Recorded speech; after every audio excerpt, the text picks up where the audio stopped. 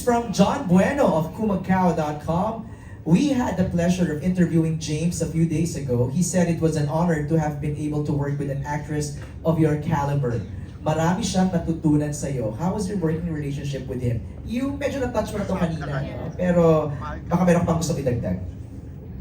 Yun, Para ba siyang sponge na absorb ng mga siguro mga tinuturo mo or tips? alam mo, wala naman ako tinuturo, pero ang natutuwa ko kay James, yung, hindi ko alam kung clown niya ako, lagi siya nakatawa.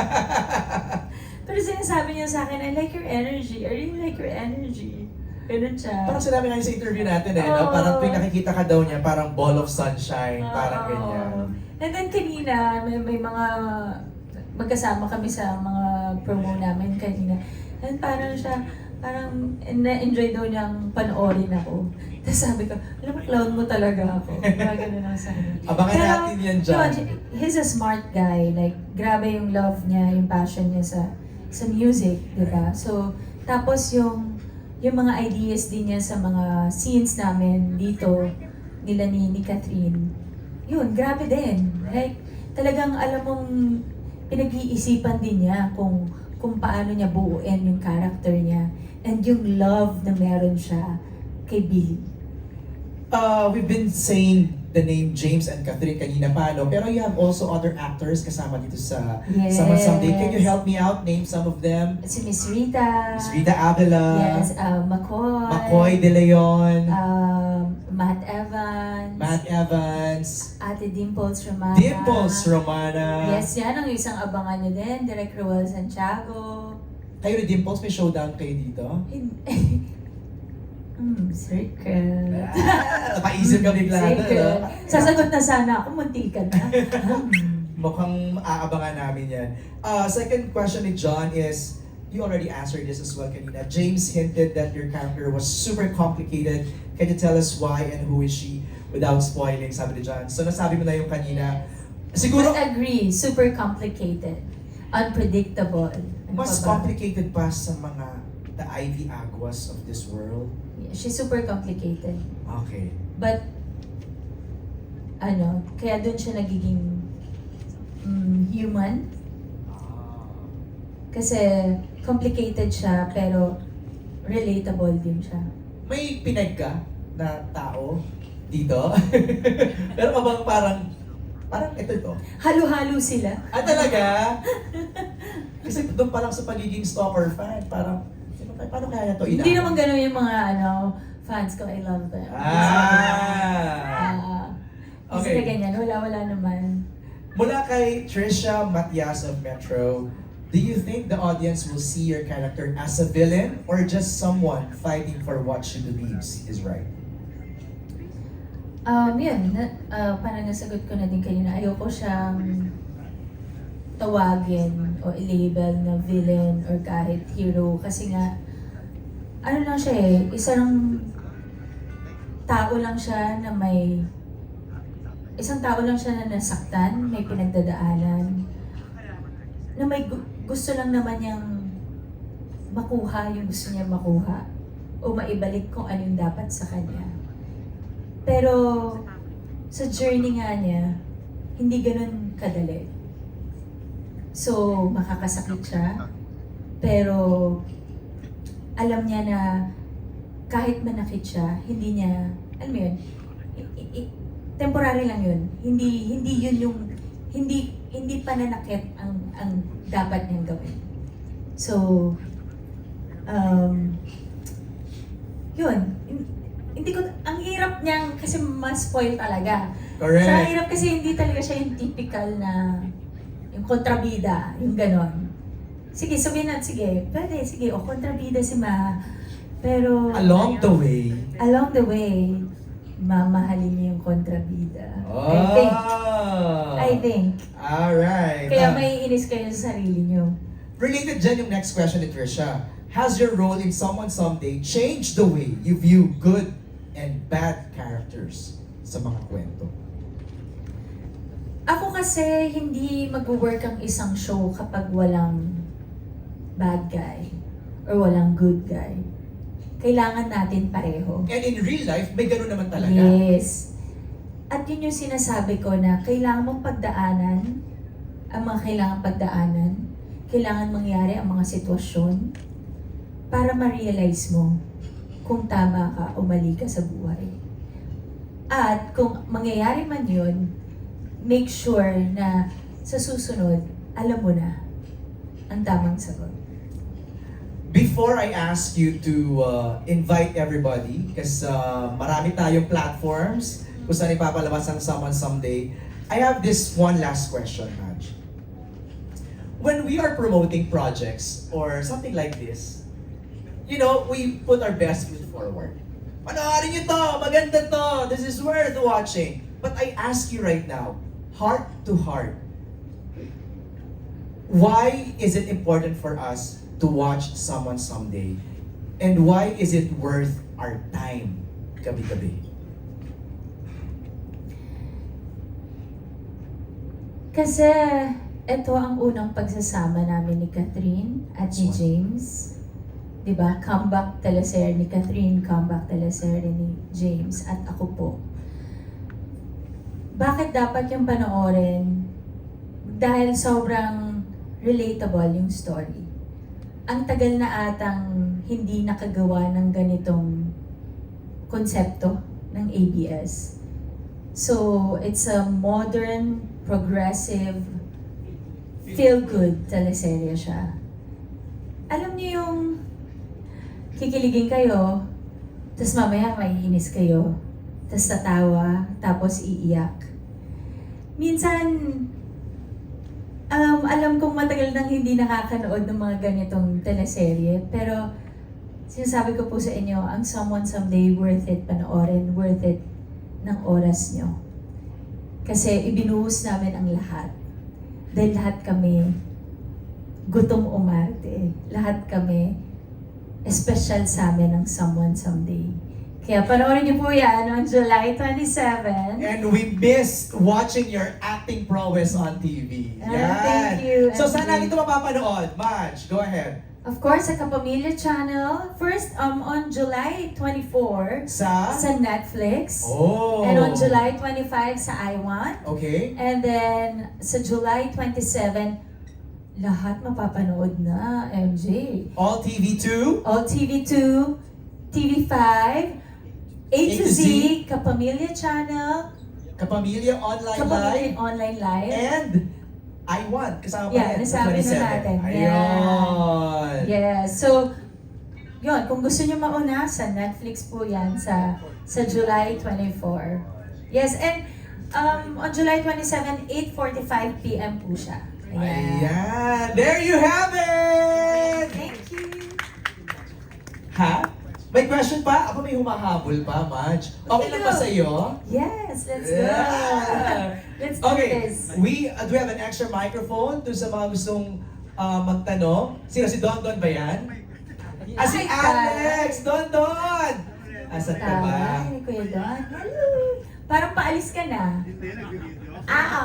Don, ayun yung microphone. Hi, After ni Don. Don, we will be giving it to Alex.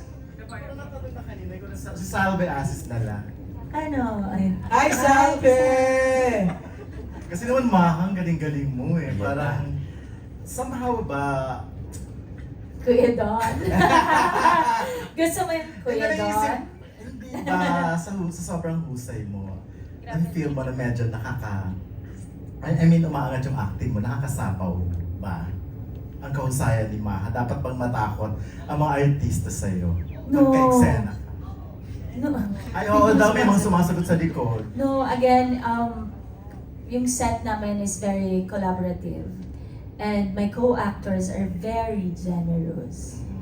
Sobrang generous. Like, kunwari, may mga revelation scenes kami, ibibigay nila. Kunwari, eksena ko. Eto, eksena mo. Eto, tayong lahat to, tulungan. Ganon. And, yun yung maganda sa show namin. Kasi, yun nga yung sinasabi ko yung hindi pinapaandar kunwari yung ego, o mas sikat ako, mas ganyan. Andun yung sikat ang captain ng show namin. At sobrang okay siyang leader, captain ng show. Dahil talagang, okay, let's do this, ganyan ate, what do you think if we do this? Direk Chad, Direk Dali, very collaborative, very okay yung atmosphere namin sa set. Kaya walang sapawan. Yun. May kanya-kanya kaming mga eksena. At doon namin... Moments. Yes, may kanya-kanya kaming mga moments. At pag ibinigay naman yun sa'yo, i-grab mo talaga yung opportunity na yun. Kasi siya naman, limelight mo na yun, spotlight na sa'yo. Yes, Don? last na lang kasi the last time na interview nga si James, si James rin nga, parang grabe ang description niya. So napahampas pa siya sa legs niya, parang hirap na hirap siyang... Nakita mo ba yun? Yes, ganyan yung gumaganon siya habang kinikwento niya, ikaw, bakit ganon ang dating or impact mo kay James? Siguro ganun yung impact kay James kasi pag nagsiset Parang up, ngayon lang siya nagkaroon ng ka-eksena na ganyan. pag nagsiset up siguro kuya doon yung nagchichikahan kami. Tapos pag biglang take, nag-transform ako. So, ewan ko. So, and then, na-appreciate ko siya kasi after, like, parang iano niya ako, magbibigay siya ng compliment. Yun talagang, wow. Yun. I was blown away with Yung that scene. itatap niya ako, yung parang, oh. Tapos parang ako yung, syempre in English na naman ako. Thank you. Yun na lang nasabi ko. Thank you. Oo, yung, AI So, yan ang out. yung gusto kong isipin ko na isasagot ko. End of conversation na yan. Tapos na to. Oo, yun. Last na talaga to. Na hindi Promise? ko sa kinikilig eh. Kanino ko ba mas kinikilig ba? Kay Catherine or kay James? Sa kanilang dalawa. Okay. Masasabi kong Catherine ako. Hindi. Totoo. I mean, yung mga love teams, di ba? Eto, hindi naman love team yung Correct. dalawa. Nagsama dito sa Someone Someday. At ibibigay ko na, ewan ko kung sino nag-decide sa Dreamscape or sa ABS, but good job po. Meron po talagang Sa pag-cast chemistry. yung dalawa. Yes, may chemistry talaga yung dalawa.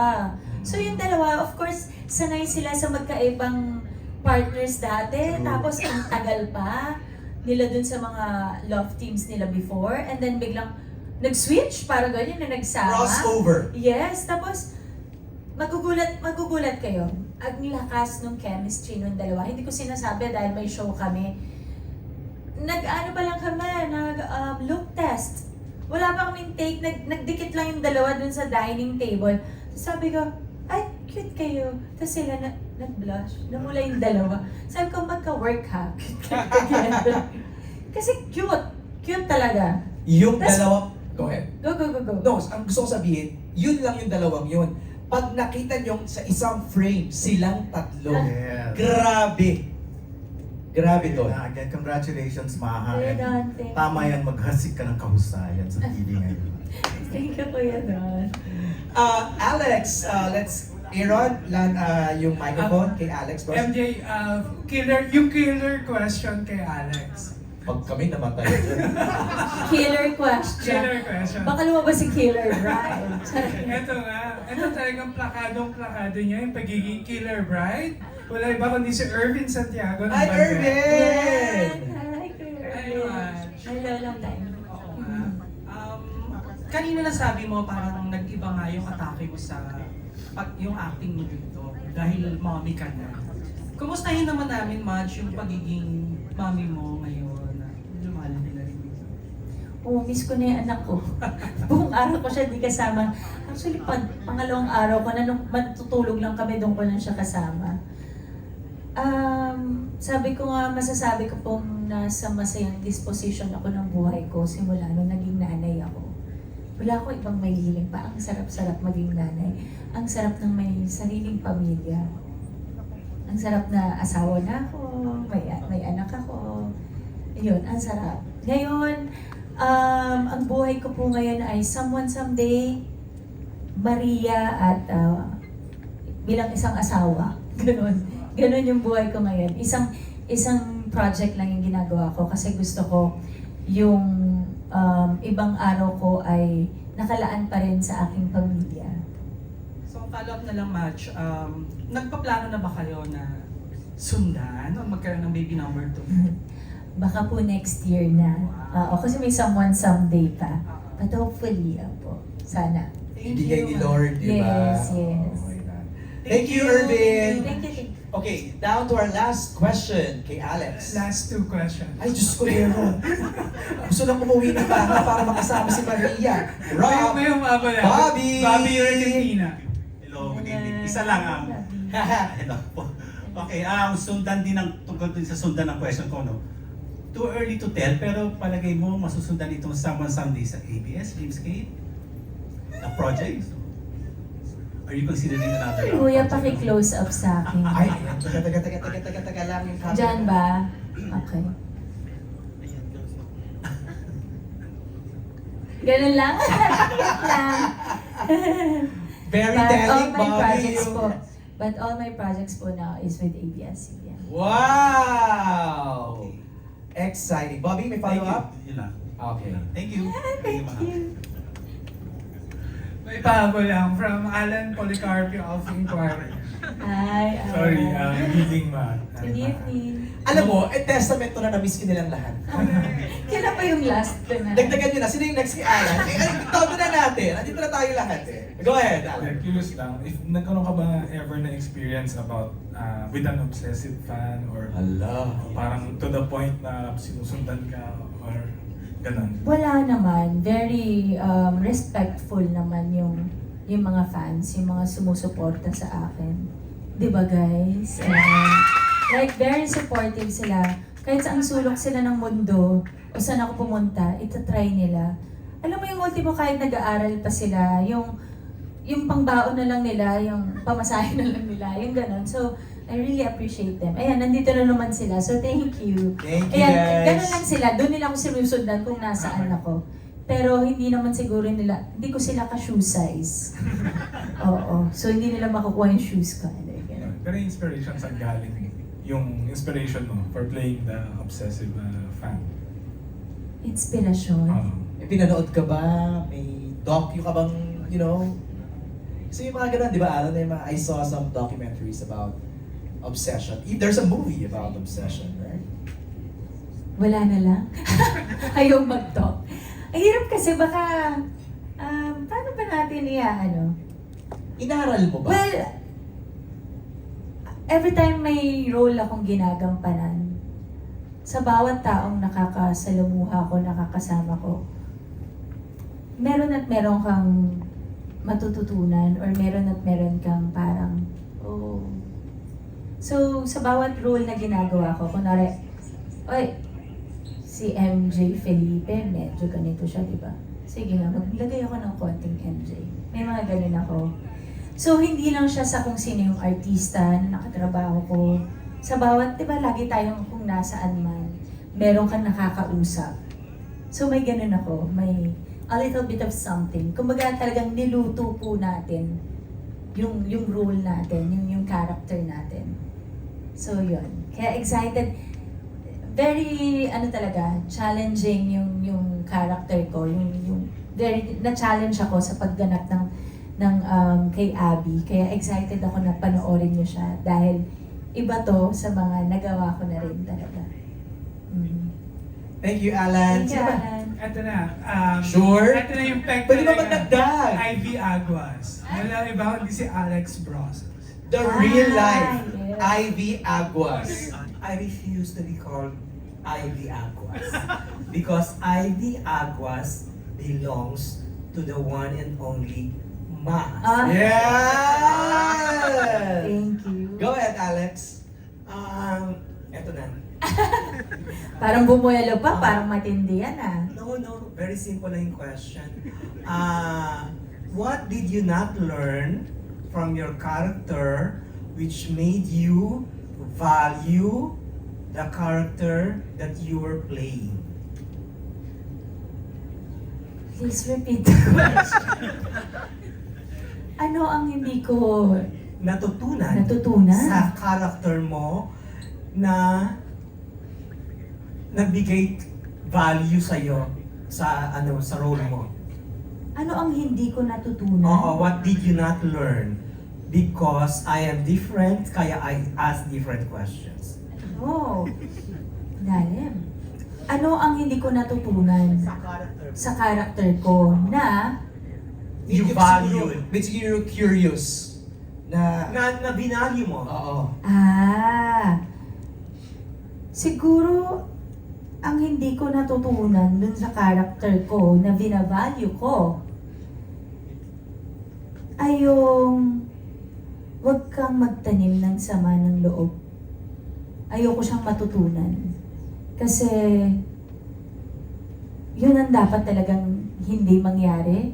Kasi feeling ko doon tayo magkakasakit. Pag i-stressin mo yung sarili mo sa isang bagay na wala ka naman nang magagawa. Ipaglaban mo kung ano yung nararapat ipaglaban. Pero huminto ka rin kapag sobra-sobra na at naabusado ka na. Did I answer it right, Madam Alex? Okay lang. Follow-up question lang. What did you hate most about Abby? Without spoiling.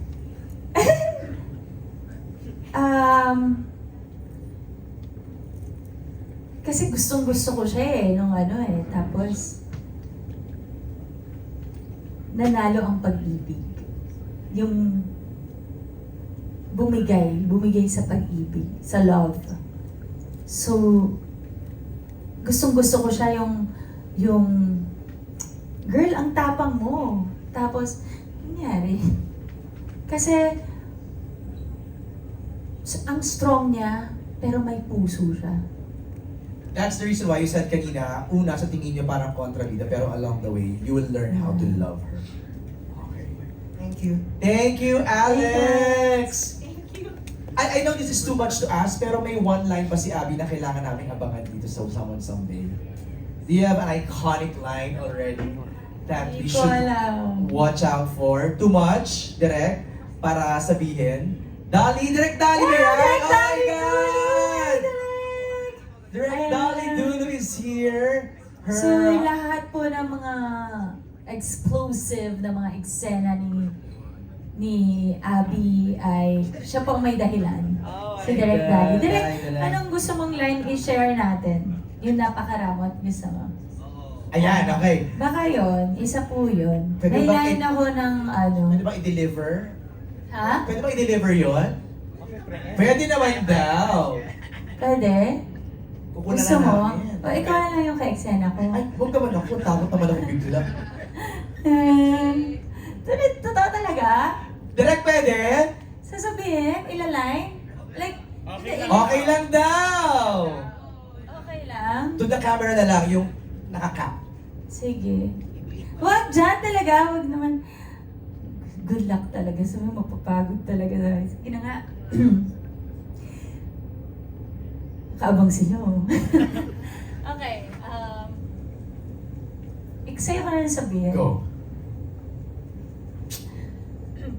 Napakaramot ng bili na yon! Trabaho lang naman hinihingi ko. Trabaho lang! Ang damot ng bili na yon! Wow! Oh my God! Oh, that deserves an applause. Guys, please, palakpakan natin. Oh my, on that note, please don't forget to watch Someone Someday. Magkapahingahin ko lang si Maka. Medyo tinodo niya yun. July 24 on Netflix, July 25 on I1, and July 27 on all platforms. All TV2, A to Z, Kapamilya Channel, Kapamilya Online Live, and TV5. Palakpakan natin again, Maka Salvador, the one and only Majesty.